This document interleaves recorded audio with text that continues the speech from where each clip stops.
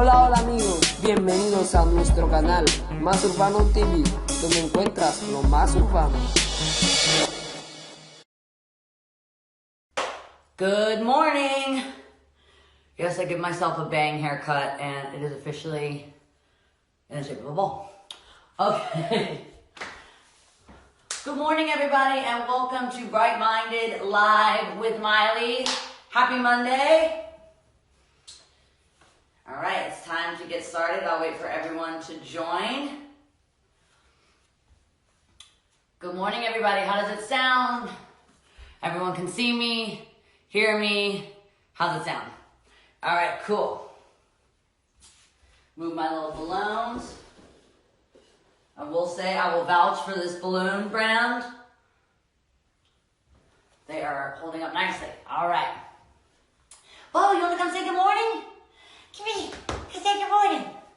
Come say good morning to everybody watching the show as everyone logs on. Good morning, everybody. Good morning. Good morning. All right. Happy Monday, everybody, and welcome back to Bright Minded Live with Miley.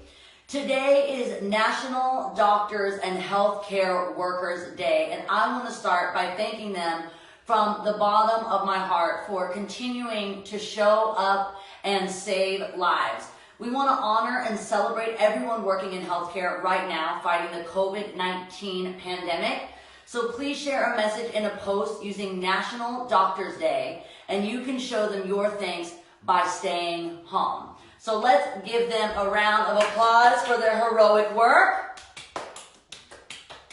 Okay, so now I want to start the week with some big news. Social distancing has been extended officially until April 30th, which will be helpful to keep flattening the curve.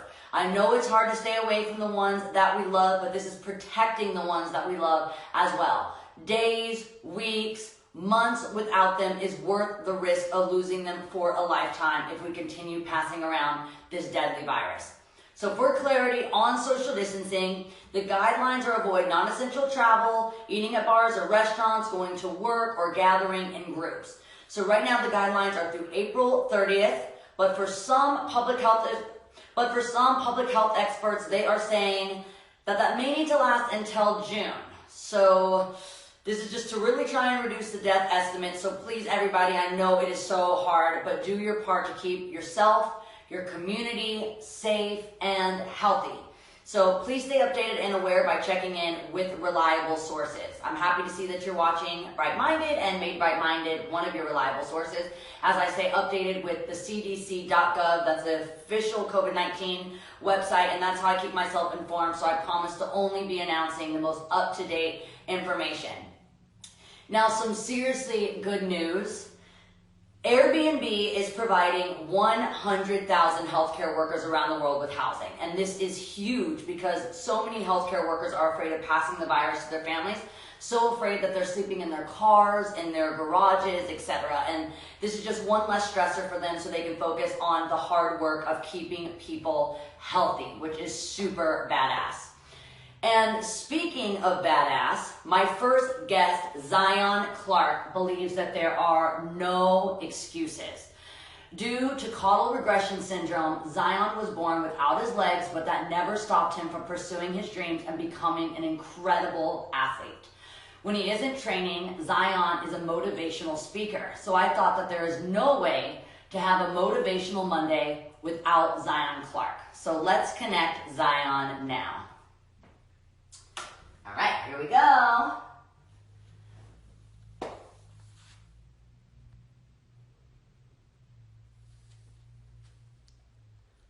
Big.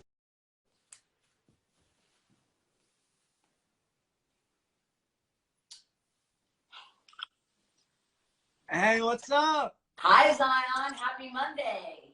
Hey, same to you. I'm so happy to have you on my show. You and I have been meaning to connect, and you have been wanting to train and work out together for a long time. And, you know, no excuses, but I'm kind of a sore loser, so I've been scared. And you know what? If COVID-19 has done anything, it's bring people together, even in ways when we can't physically connect. So I'm happy to finally be connected with you. Yeah, it's great to finally actually talk to you. We're almost face to face. We're close, but I know, screen to screen. I have a couple questions, and I wanted to first thank you just for being on the show, and for living the values that this show encourages and is based on. You really apply those to your everyday life. It's super inspiring to watch. I have watched your documentary more than once. I've shown it to everybody. I followed you on Instagram for a long time. I read a lot about you on your website when doing my research. So before we get started, if you could just like introduce yourself to people less familiar than myself and just share a bit of your story to the viewers.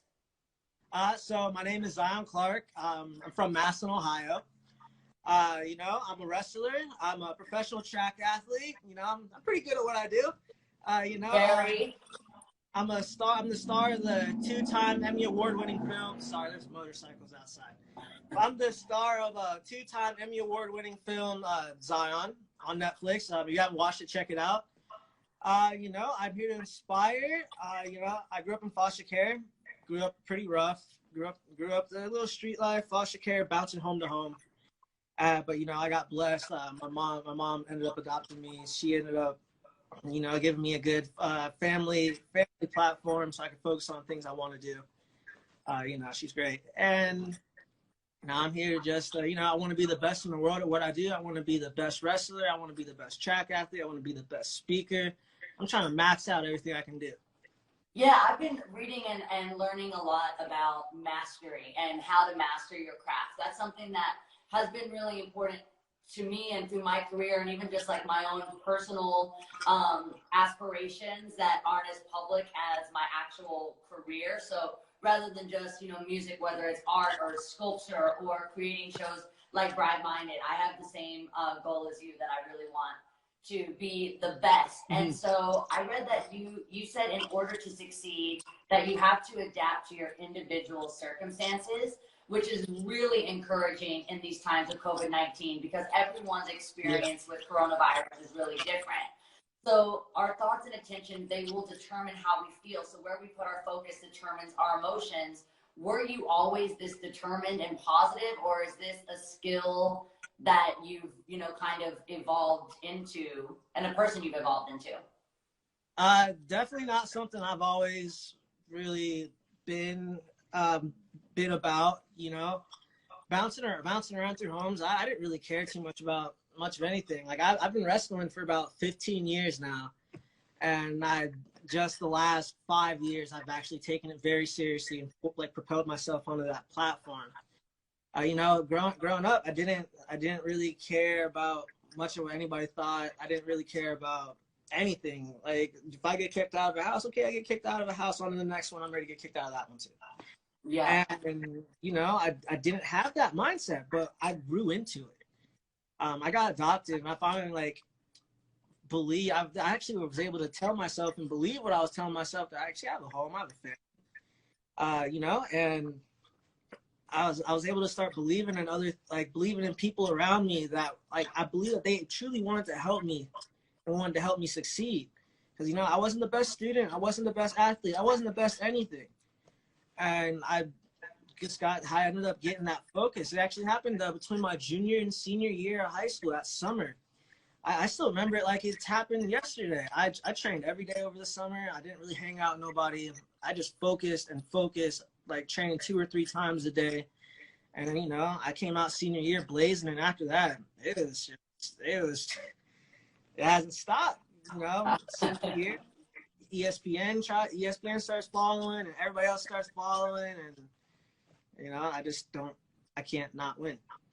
That is so cool. And, you know, I've seen you on your Instagram. You were encouraging a quarantine push-up challenge, which we've been talking a lot about push-ups on this show, because I think the hardest thing, you know, I love that you say no excuses, because it is so easy to create the list of excuses. Like, I don't have any workout equipment. I don't have weights at home. All you need for a push-up is yourself and some solid ground. And so today I wanted to do your push-up quarantine challenge. Now I repeat, this is a challenge, not a competition, because I will lose.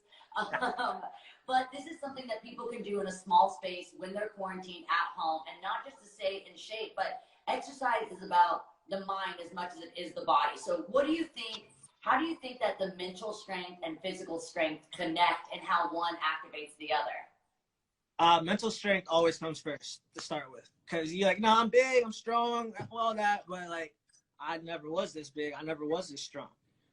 I'd still win. Like my senior year of high school, I was big, but I wasn't as big now. It's all the mental thing. Plus, like, not having legs and going out and wrestling someone twice your size. You know, I weigh a lot less than most people, but wrestling someone twice your size, it's all mental. Because you walk out there and you're like, man, this guy's tall. This guy's like 6 foot. This guy's big. And like me, I'm sitting at 3 feet 4 inches. It's all mental.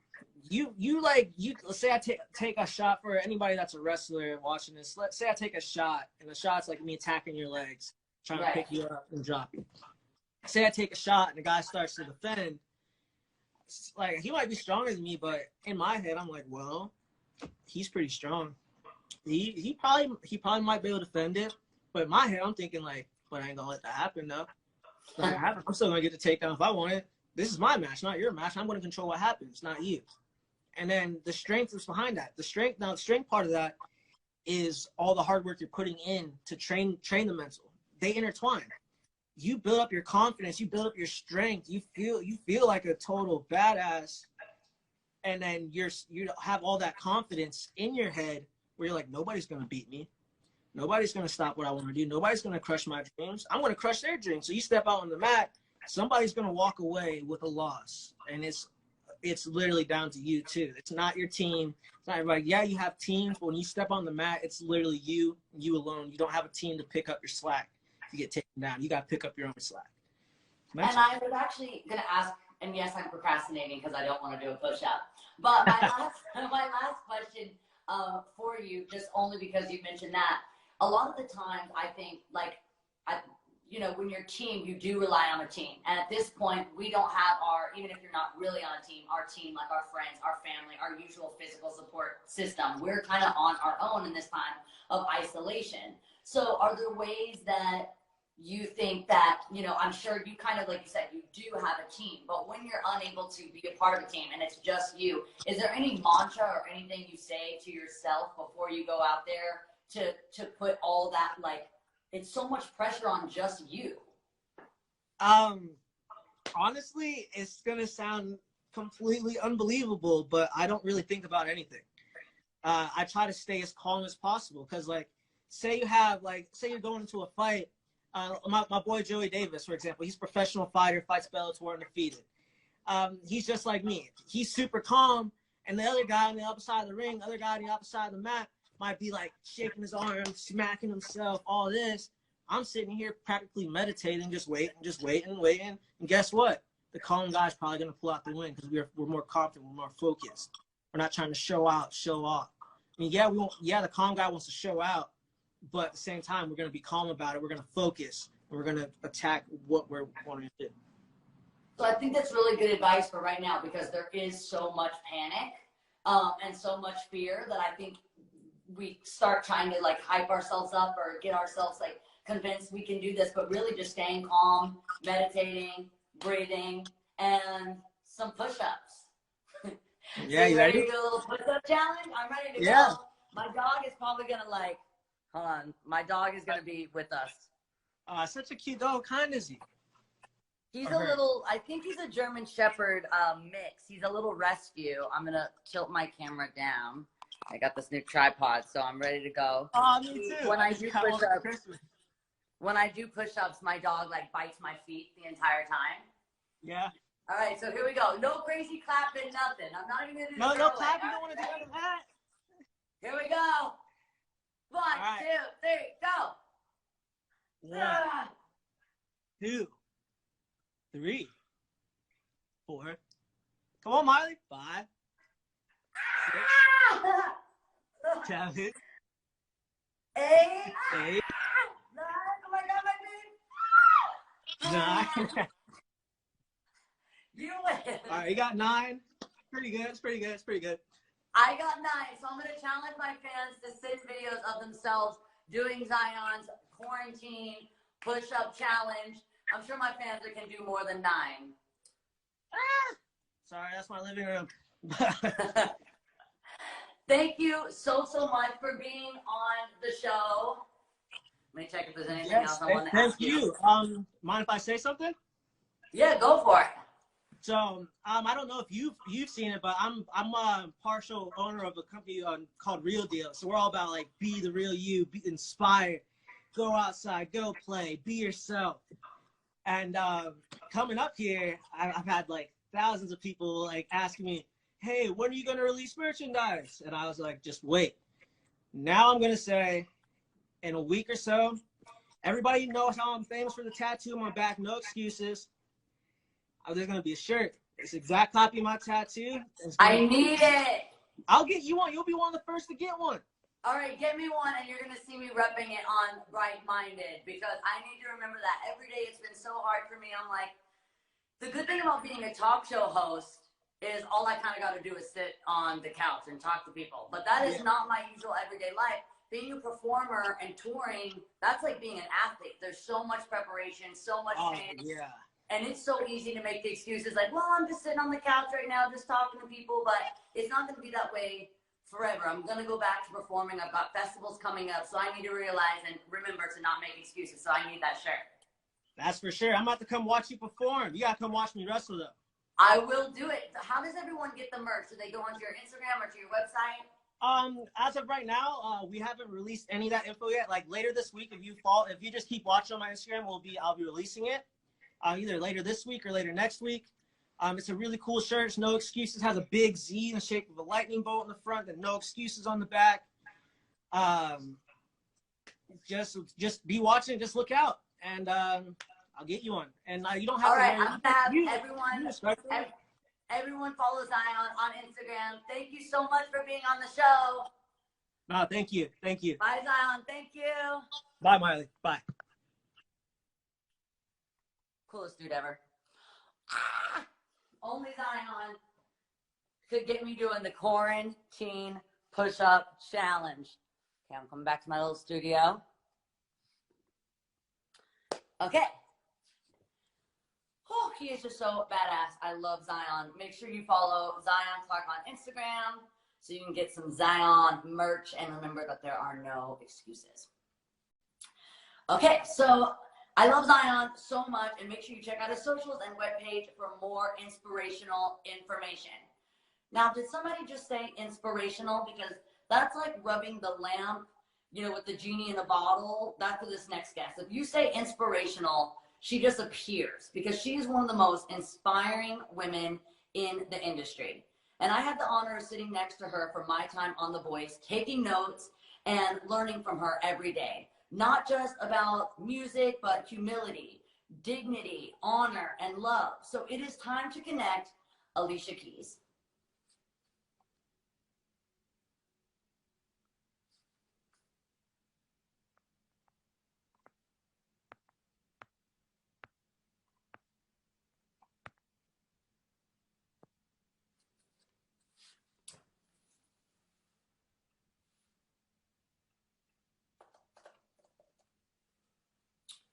Okay, we're connecting with Alicia.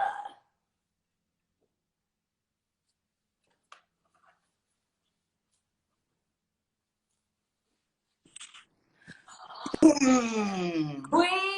My sister! How's it going, Alicia? It's so good to see you. I miss you. I miss you, Mama. It's so good to see you as well. You got the super freshest setup I ever saw. You got pom-poms. I got the pom-pom pillow, got the celebration of the balloon. I had a lot of time on my hands, which, for creatives, we'll just start creating wherever we are. I love it, man. You're the most brightest, brilliant spirit I ever saw, man. I just adore you, seriously. But one thing I am not is a hairstylist. So last night, I got the scissors. She's going up on the sides. This morning, I was like, I went to sleep Miley Cyrus, and I woke up Keith Richards, but it's okay.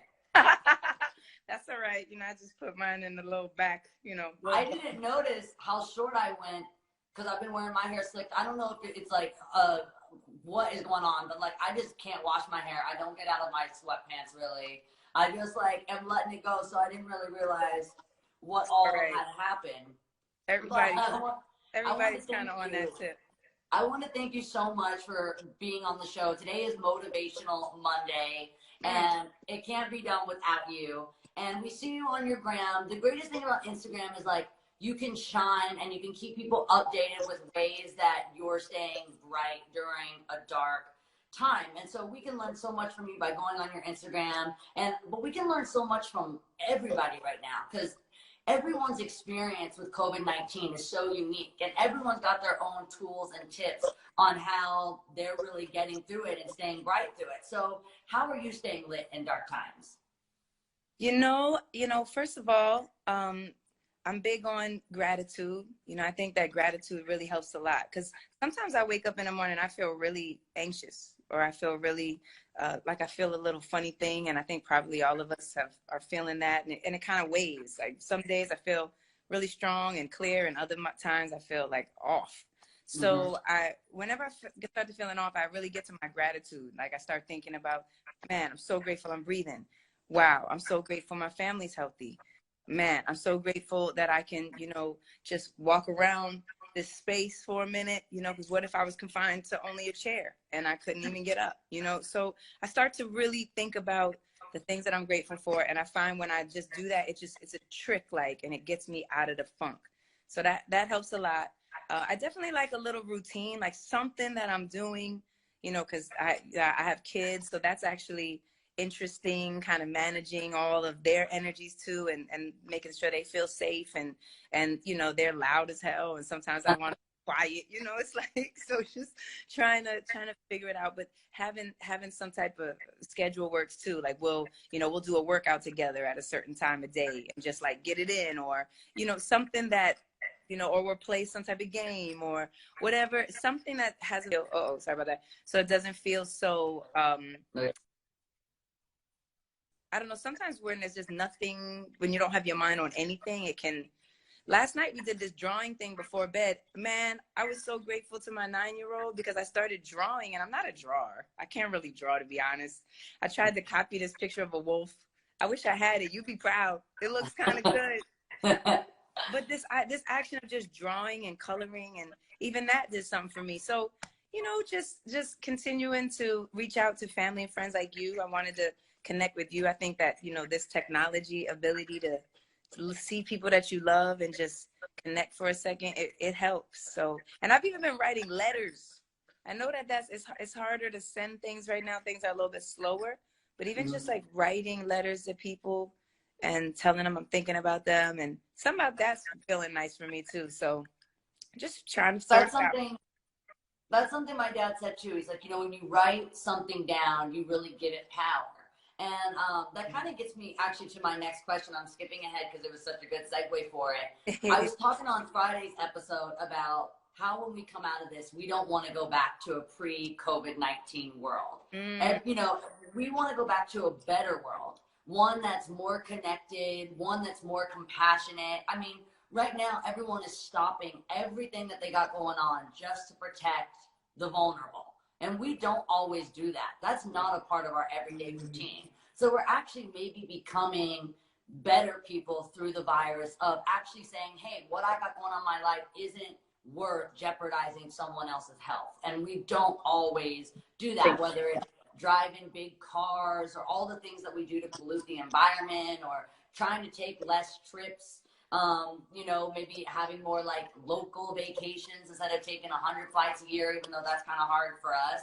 So what positive effect would you like to see come out of the experience, and what world do you want to step back into? Man, that's a deep old question. Just asking a deep old one. I mean, I'd have to agree that there is so many positive things that come from slowing down. And I think this idea of, we're always in such a rush. We're always so hurried and moving so fast. So many people I've even encountered that said, man, I've never had this type of time to like think, or to, just have moments, even with your family. Like, You know, that's a lot of people don't even have that experience where it's consistently with your family. So I think that that this idea of slowing down a little bit and holding on to that a bit and figuring out how to put that in process would be really beautiful. I do agree. I think there's a much more thoughtful nature about everything. Like we're thinking about each other more. We're a little bit more considerate even, you know, and big things don't matter. Now it's like just the little things matter a lot. Yeah. So I would love that to continue on and for us to just hold on to that and make space for that, make time for that.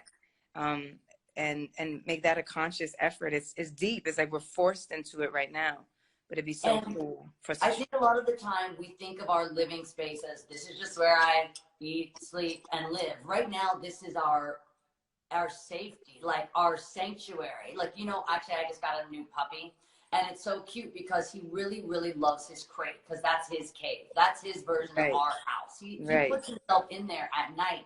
You don't even have to put him in there because he wants to go into his cave. That's his safety. And now us thinking about our homes, if we're lucky enough to have one, to go, hey, this isn't just where I sleep and live. This is my safety. And there's a lot of people that don't have that safety. So I think I'm thinking about my home in a really different way and what it would be if I didn't have this type of safety. And now, you know, in LA, they're doing a lot more work to protect the homeless because the minute that this hits the homeless community, they don't have a place where they can really isolate. So they're getting trailers put together. So if there are COVID positive homeless people, they can be a place, you know, where they can quarantine themselves because otherwise they don't really have that safety. So we're so lucky to have that.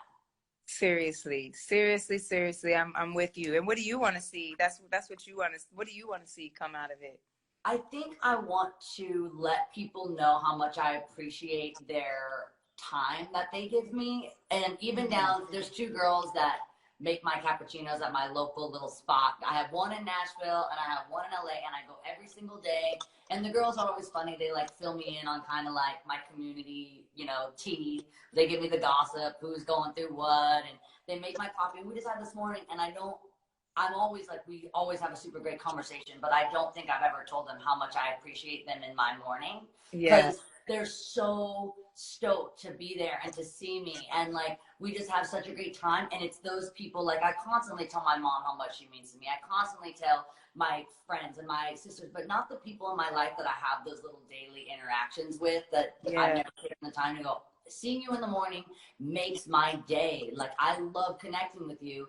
And I think I love them so much because I don't have like a ton of friends my age, so they're my age. I see them in the morning, and it's just a really normal ritual for me. So just telling the people in my life that don't know how crucial they are to my being, because having those little people in your life, they just like totally fertilize all the big dreams and like ambitions that I have. Like, they just make that grow. So that's beautiful. I love that. Yeah, that appreciation and that connection. So now that it's not possible, you know, so much, we do appreciate it so much. One thing I wanted to ask you too is being bright-minded is not always automatic. Some days it takes steps to get into a good, healthy headspace, like meditation or yoga or breathing. So on days that you wake up on the wrong side of the bed, how does Alicia Keys get bright-minded? Yeah, that's what I mean. We kind of started with the gratitude piece. That definitely helps. I also find that I'm really needing my meditation more than ever now, and I when I miss it, I feel it. Like you know, the energy that I might be getting just sometimes really I feel it. But I'm also comfortable with being uncomfortable. I think there's not. Sometimes we want so bad to fix everything and set it straight and set it right, and there's nothing, and yes, and that's great. I'm not saying don't set it right and don't fix what you need to fix, but it's also something to be learned and gained from the discomfort. There's something to be learned and gained from the fear, the anxiety, the things that might come up for you that make you feel a little bit down. And sometimes when you listen to that and you kind of ask yourself, like, what is it that you're scared of? Or what is it that you're worried about? What is that you're feeling? You can tap in to a piece of yourself that maybe you've ignored the whole time or you've never paid attention to. And that will eventually lead you to feeling more back in your center, to learn something about yourself that you never took the time to listen to before. So I know that that might sound counterintuitive, but I'm personally a person who finds myself always wanting to fix things and make everything quote unquote perfect and right and all this type of stuff. I'm learning about being comfortable with the discomfort and learning from it and listening to it, and that also is a part of what turns me around too. But I will also, you know, put on some good music, man. Put on some good music. Yeah. Jump to your bed. You know what I mean? Like blast it, dance around. You know, things like that, where you're just kind of getting your heart up and you're just like letting it go. Screaming is really amazing. Go for a scream. Go ahead and let it out. Don't hold it back. Let it out. Be like, ah! Ah! Ah! I was doing that last night and just sending videos to all my friends who just be screaming. And they're like, it's really getting to you. I'm like, no, it just feels really good. Honestly, it really feels good. And, you know, so things like that, you know, and listen to songs that uplift you, like pay attention, be conscious of the lyrics even that you're taking in, like listen to things that feed you and give something to your soul. Cause right now we need a lot of soul feeding, and that really helps. So that's some of my little vibes.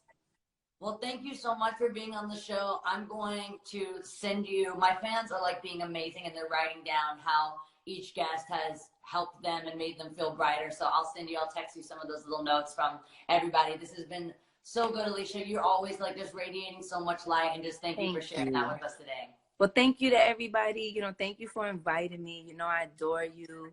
One of the things I've been thinking about so much is how to keep becoming more ourselves, because that's a journey that I've been on for, you know, not who we're told to be or who people want us to be or who we're expected to be, but actually who you actually are. And I think some of those things you've been asking about like to let go of or to find your way back to your center is all about continuing to become more yourself. And so I see you always being yourself. And I have a book called More Myself coming out tomorrow. No way! I know. And I actually couldn't believe the timing of it, because I think right now more than ever, we're just looking for something to connect to.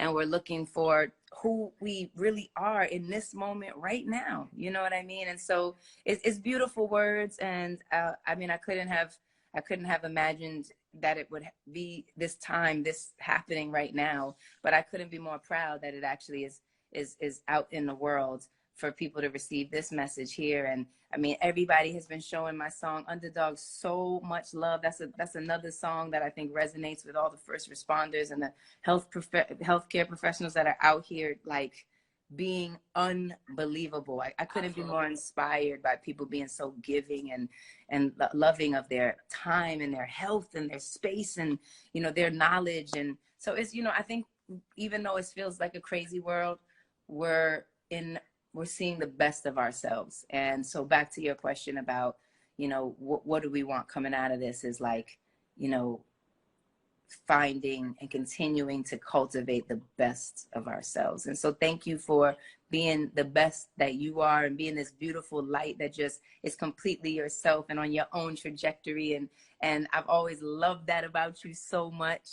And for starting this, because, you know, we need this. We need that good energy right now. So you always bring it. And I adore you, girl. I adore you. Thank you so much, Alicia. And I can't wait. I'm just going to be streaming your song like crazy. I can't wait to check out your book. Thank you for always sharing your light with us. We love you so much. Mwah. Thank you. See you soon. Bye, baby. All right. I see Selma down there. It is time for another inspiring woman who I love so much, so I can request you, so it'll be totally easy. So you know who else I love? I love Alicia Keys, and I love Selma Blair. She has been so bold and transparent through her experience with MS. And so when putting together the Motivational Monday episode, I knew that it would not be right to do it without her. So I'm going to connect Selma now.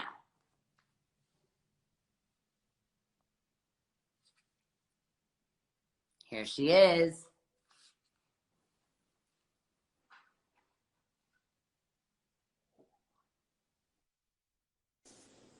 Hi, Selma.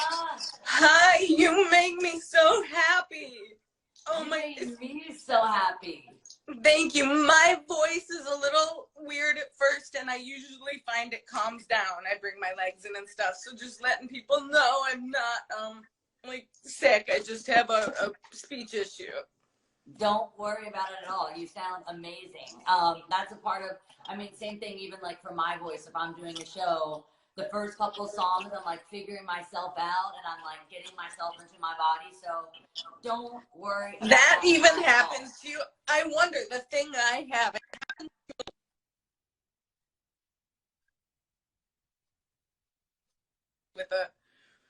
with the thing you like the most. So while I'm tone deaf, I'm the biggest talker. So it's like so weird that I'm slow. But anyhow, good morning. I loved watching Alicia and Zion. So amazing. That just made me feel better in itself. Although, you know, I'm such a wisecracker. They're all so earnest and good people, and I'm still an asshole. It's a joke. Absolutely not. We are able to share so much.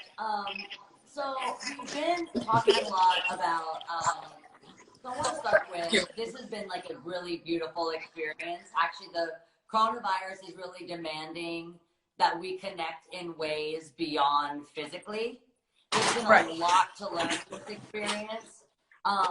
What have you learned in COVID-19?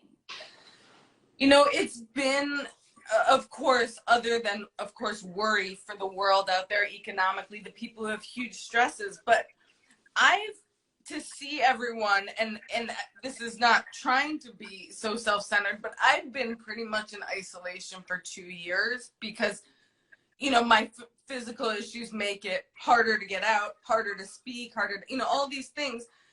And now everyone's on the same kind of daily trajectory I'm on.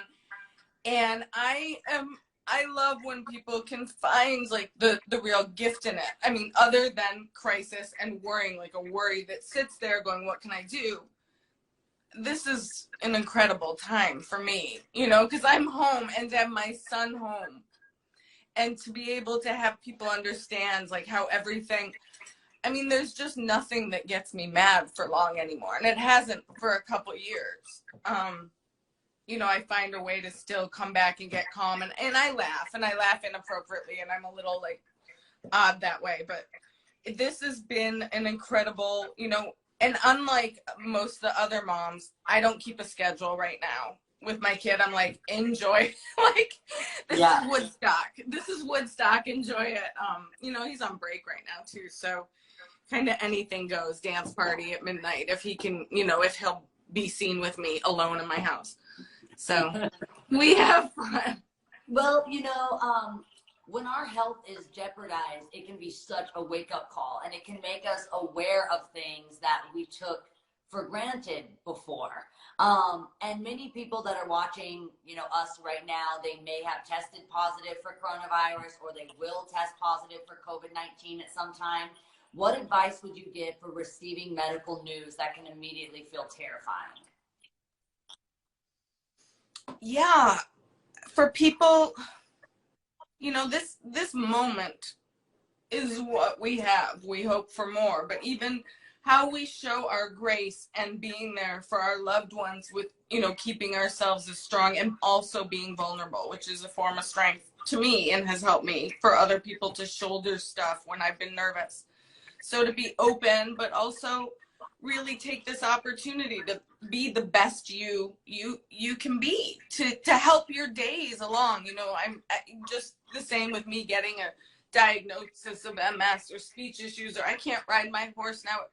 There's so many, I mean, there's not been 1 minute that I felt sorry for myself. Of course, I'm not at risk of dying, you know, immediately if I got it, unless I got a virus like everyone else. So I just, I just really look in the moment, because now, you know, I'm a middle-aged woman with an incurable disease, and it doesn't even matter. I mean, anyone can be, God forbid, hit by a car on a Tuesday afternoon. So we're all just really, you know, do what we can to enjoy this and help our children or parents or neighbors. I mean, I'm not going to do any of that, but I'm glad you are. And we've spoken a lot on Right Minded about the war between our ears. So not believing every thought that we think is true, because our brain just totally does its own thing. We have no control over it. It gets cluttered with negative thoughts, and our brain loves to future tell. So we've all got like a psychic inside of our brain that says, I know this is going to happen, which we absolutely don't know. So on some days where the battle is bigger than other days, how do you tame that dragon and focus on helpful thoughts and not hurtful thoughts? Yeah, I think I had a whole lifetime of hurtful thoughts. Like, I was just one of those people that just wasn't happy. So I just would go to the dark stuff. And then when I kind of had a reason to go, ooh, sit back, you might want to grieve a little, I was like, oh, now I'm allowed to. Like, I'm okay. That slot's taken. Like, so I just don't worry anymore. I really don't. I worry about, you know, the people that I employ, like, how can I keep them safer, my son, my family, and myself. But other than that, I don't. Like, I read, I think it was like, you know, an Eat, Pray, Love, like years ago when Elizabeth Gilbert wrote how, you know, when the negative thoughts would come in, you know, you just really have to tell them to, like, go take a bath or something, because they've never helped me in my life. Not once is my critical, unless it's like to do a rewrite or an edit, but not if it's in love. Because not once have I helped myself by being angry or down at myself. And now I'm just learning at 47. Like, shit, this is my one chance. Like, just enjoy it. And I do. Absolutely. And I mean, we do have control, right? I mean, you have control of your thoughts. For sure, you've gotten terrified and, like, talked yourself back on something. Oh my God, I just, pretty much every time I go on stage, I ask my mom, who's watching, do I have to do this?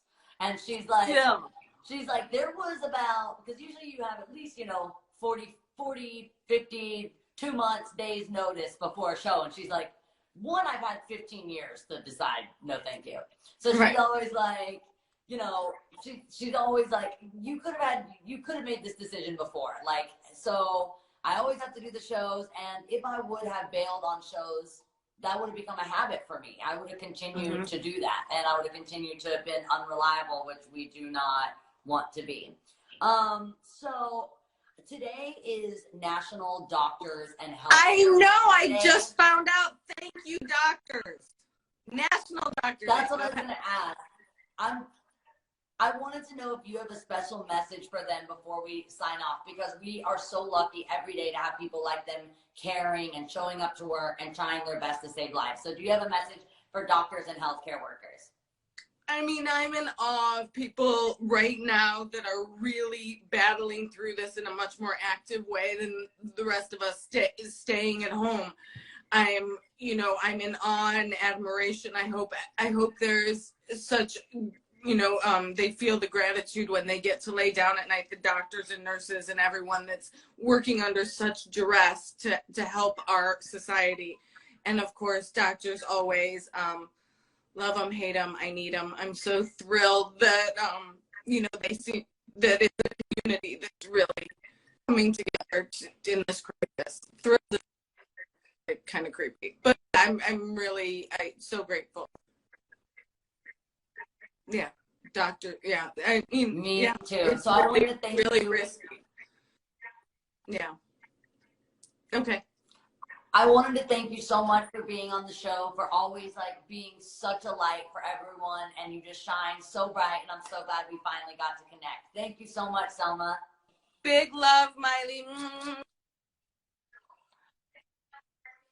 Thank you.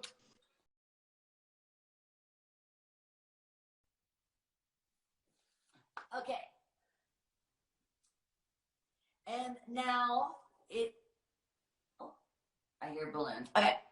And so now it is time. It is one more guest. Let me just check on this right now. Okay.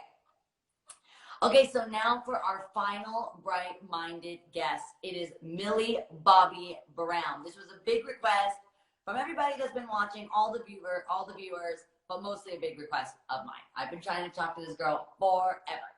I'm actually going to stop this live and I'm going to reconnect. Okay, I'm back. Sometimes it cuts me off at an hour, and I did not want to cut off before Millie. Okay. I'm going to let everyone get on here, get back to live.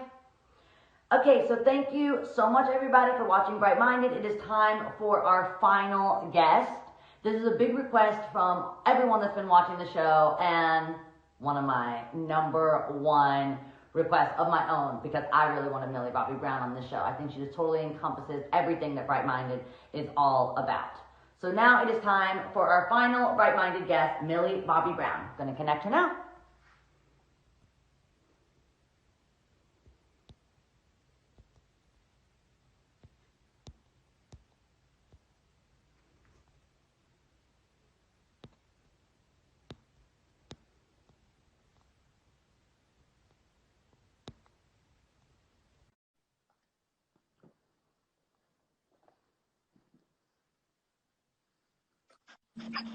Hi, Millie.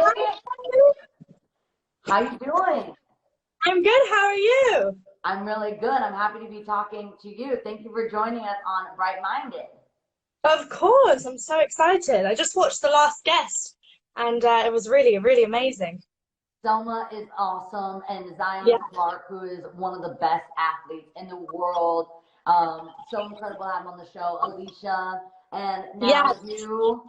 So I'm so excited to have you on the show. So I wanted to start by telling you a funny story, because growing up, everyone called me Millie. Like in Really? school, all of my dad's fans would be like, "Oh, your daughter Millie." Even my like random cousins, they would all call me Millie. They would always get it wrong. And so Okay. I am a big Liza Minnelli fan, hence the bowl cut.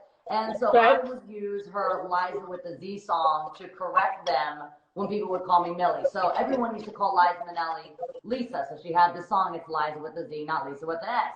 So when people would get it wrong, I would sing, it's Miley with the my, not Millie with the me, cause Millie with the me goes me, not my. It's Miley with the my, not Millie with the me, cause Millie with the me goes it all night. And I would always sing the song. So everyone would always get my name wrong, and they would always call me Millie.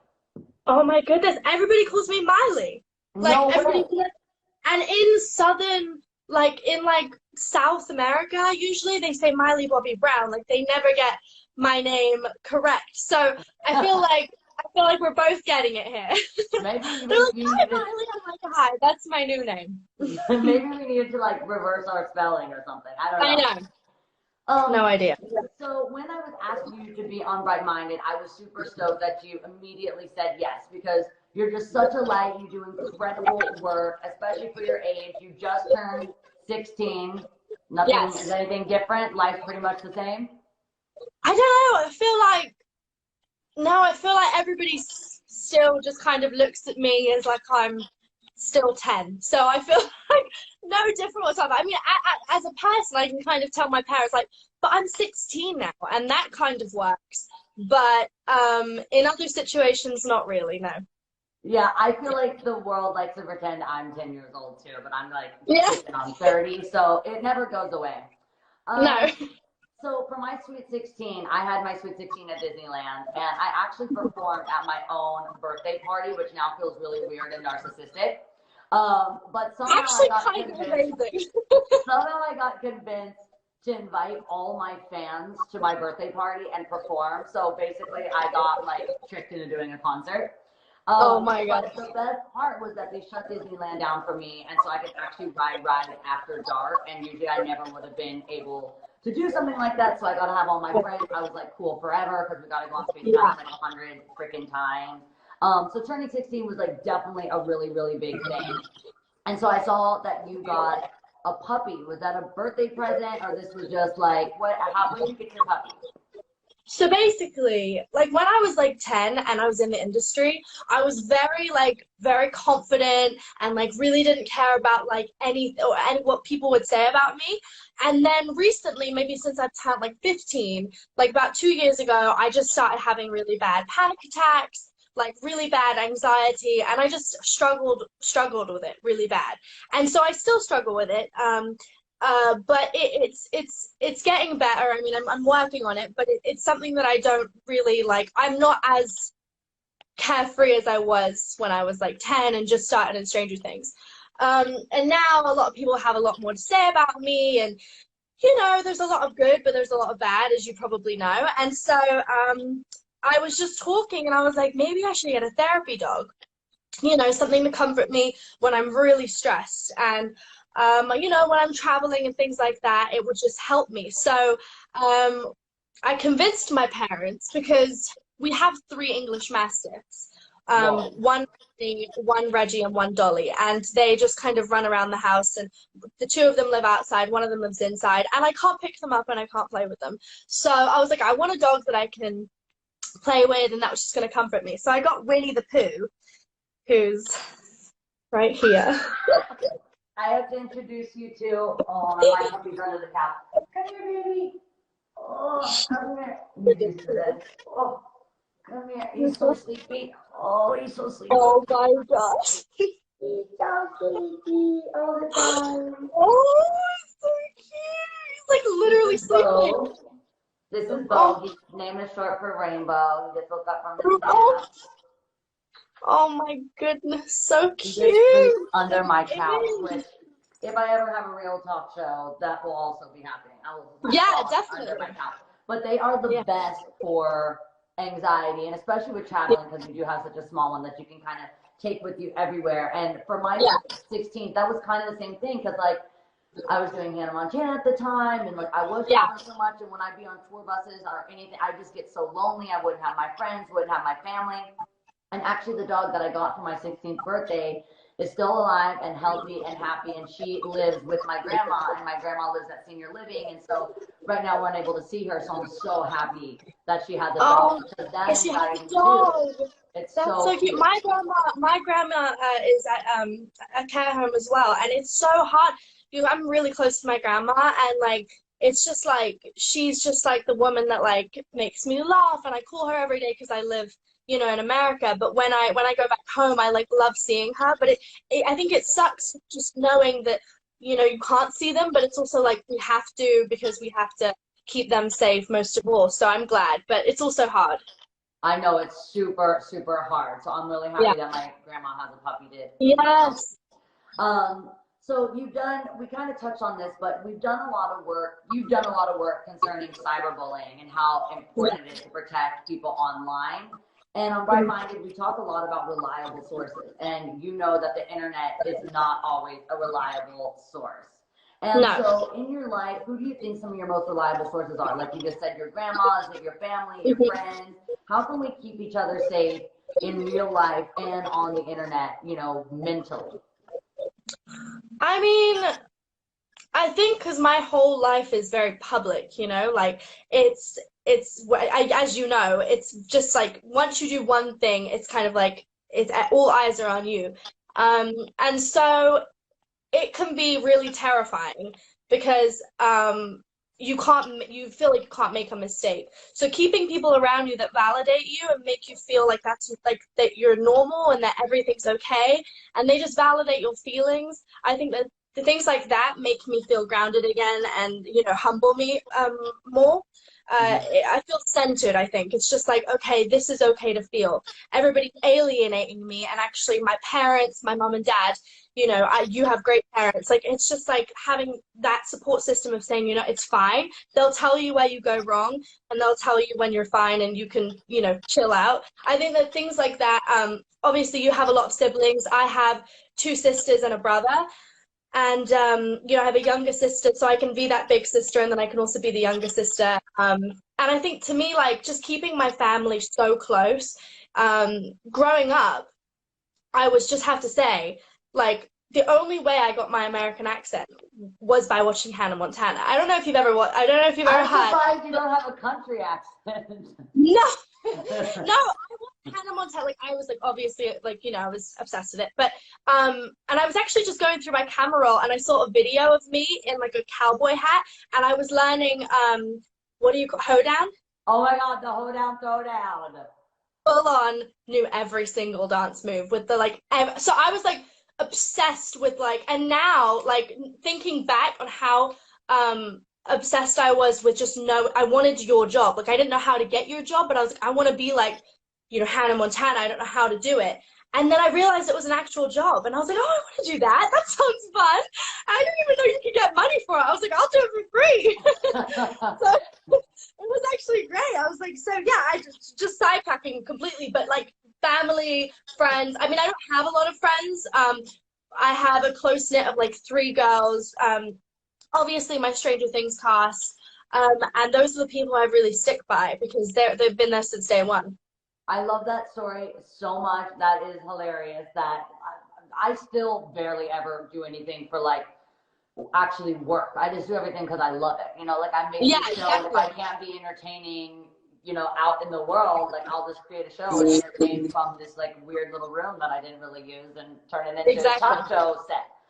So I just love that so much, and I love that that was inspiring. And I think it's smart to keep quality people in your life over quantity because I remember, especially even when I was your age, people would be like, you have access to anyone you want. Like, why don't you hang out with all these famous people? And I was like, I don't really relate with famous people. I want to be normal. I am normal. Yeah. I don't really want, it doesn't matter to me. I guess because you did it from so young, you don't get blinded by that starlight. And it's really I wasn't born into it. The more normal and the more real someone would keep it with me. Like if my friend would be like, listen, like you didn't say thank you when the waiter brought your water. That was kind of rude. You need to like say something. I would want my friends to keep it real and keep me humble. And like the more that they put me in my place, the more I love them and respect them. Exactly. Yeah. I keep people around like that, like I got really close with a family. A few years ago, I got really close with a girl who had cancer and she related to Stranger Things because she had no hair and I had a shaved head and she loved it. And so sadly she passed away and she had 2 sisters.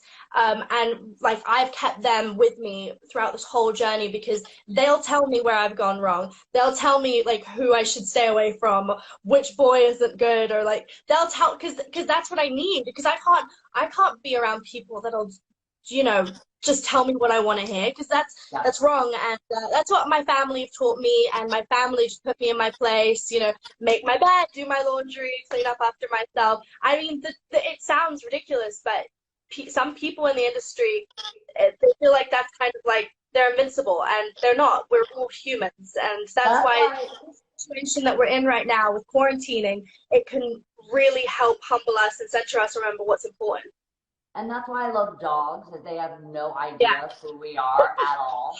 Like no the idea. First thing my dog did this morning was, I have one rug that's white, and that was the place that he decided he would replace grass with this morning.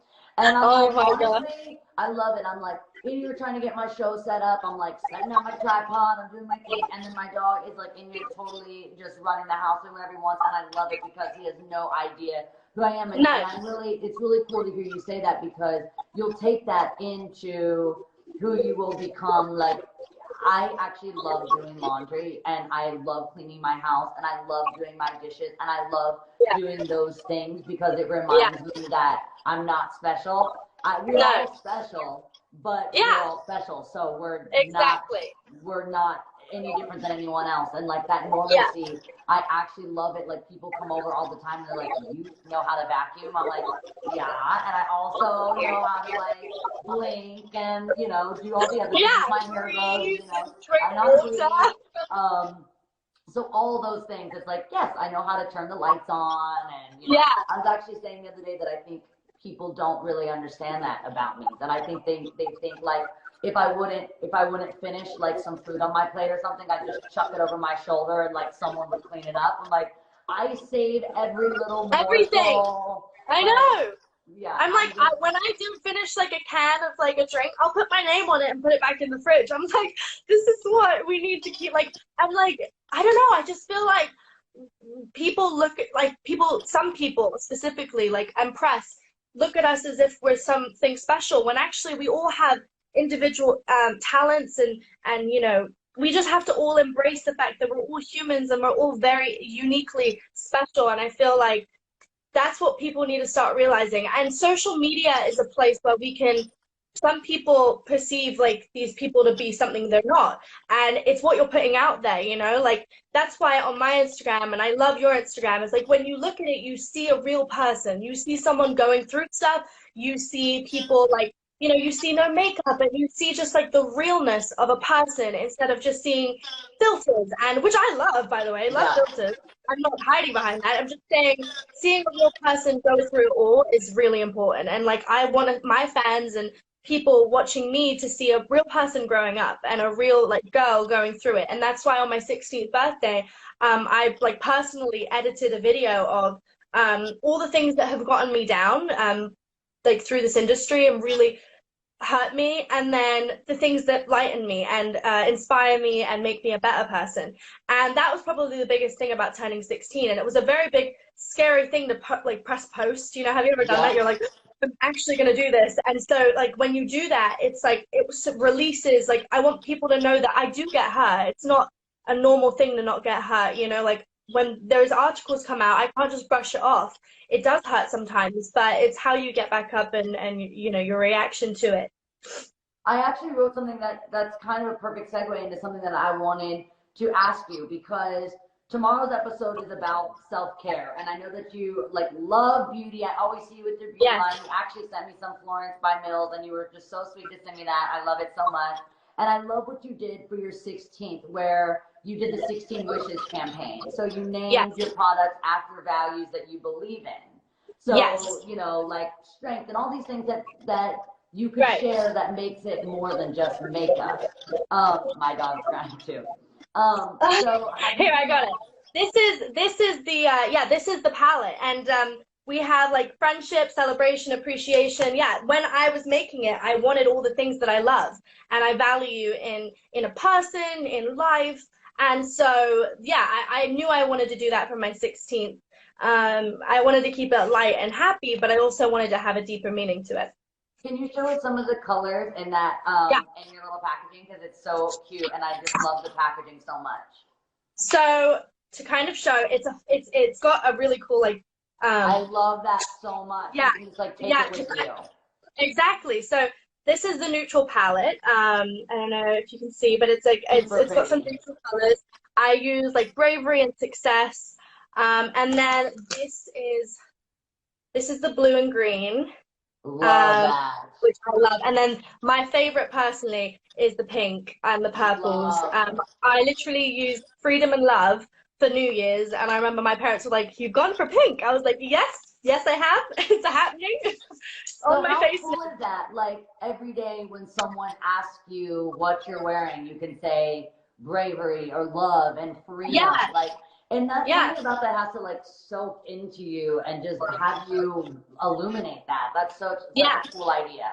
Yeah, and when you want to share it with friends, you know, like I always think like if I wanted to just give this to someone, I can like, you know, I'm going to give you bravery because I want you to be brave and I want you to, you know, succeed, or I want you to appreciate, or I want you to be hopeful, and you can actually give them that and share your palette with them, which I always found, you know, just like really like unifying. And makes it more than makeup, and it doesn't feel like you're covering something up, but you're enhancing a part of yourself.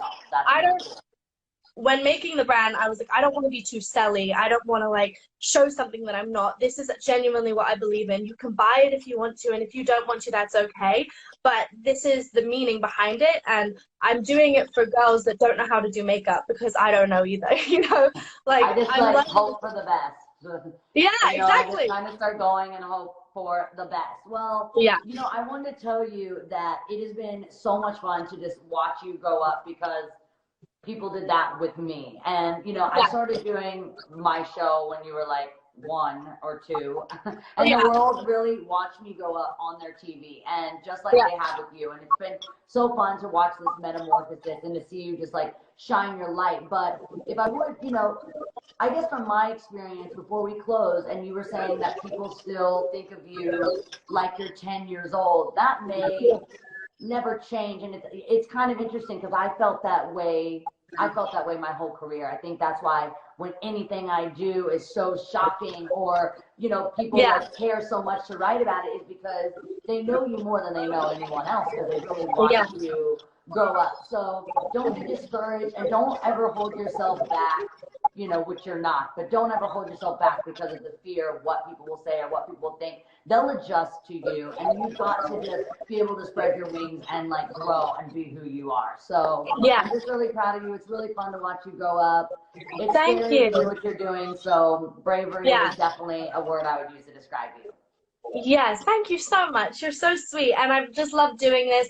I heard today is it's National Doctors and Healthcare Workers Day. This is insane. I like, just to put it out here right now, thank you to everyone who's being, first of all, so brave and amazing, and, you know, to have people like this in the world, we're so lucky. And this is kind of what life is. This is what we live for, and I feel like we're very lucky to have people in this world that are so brave and talented to cure these people and help these people. So thank you so much for having me, and yeah, it's been amazing. I've loved it. Thank you, Millie. I hope to see you again in person. Thank you so much. Yes. Bye. Bye, girl. Bye, Winnie.